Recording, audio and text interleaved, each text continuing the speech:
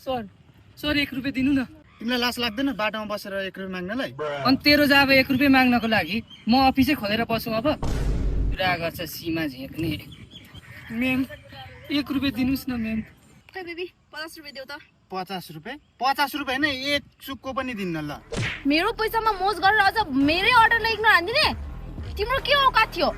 मैले नै तिमीलाई यो पैसासम्म ल्याएको छु, बुझ्यौ? मन बिनाको धन भन्दा धन बिनाको मन भएको केटो म चुज गर्न चाहन्छु। कम डियर। हजुर अब भनेको कि र भनेको मसँग? को म? अफ कोर्स तिमी। हस् एकछिन है बुढी। वाउ बुढी you are so touching. Okay I will weight.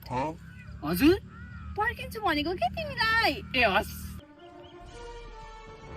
यो चाहिँ मैले तपाईँको लागि हस्तान्तरण गर्न आएको नि। समात्नु न, किन लजाउनुहुन्छ?